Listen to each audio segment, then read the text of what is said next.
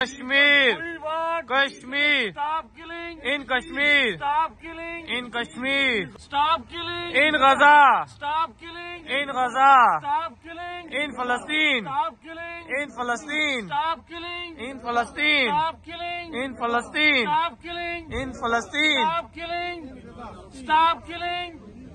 Stop killing. Stop killing. in Kashmir, Stop killing. in Kashmir, Stop killing. in Kashmir, Stop killing. in Kashmir.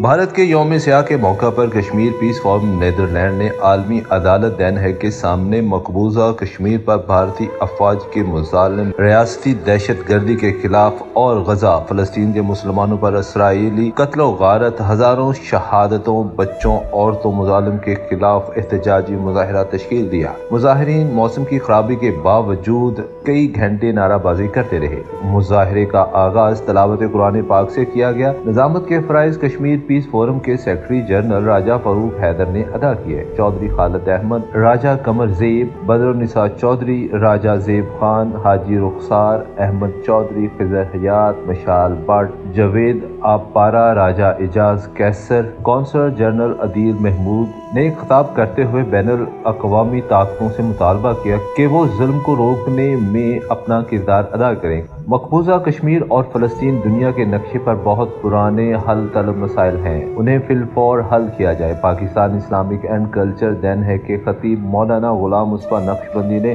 آزادی کشمیر اور فلسطین کے لیے دعا مانگی۔ کشمیر پیس فورم نیدرلینڈ کے صدر راجہ زیب خان اور سیکرٹری جنرل راجہ فاروق حیدر نے شرکاء کا شکریہ ادا کیا۔ کیمرہ مین کاشف نذیر کے ساتھ Raja Farooq, IN news, Den Haag, Netherland.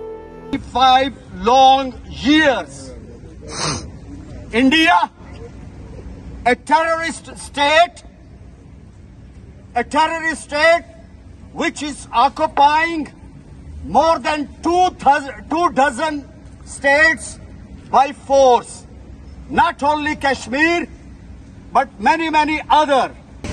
چادر میں لپٹا ہوا ہے، اس نے وادی کے رنگ و نور کو لہو لہان کر رکھا ہے اور اس کے رنگ کو خون میں تبدیل کر کے رنگین کر دیا ہے۔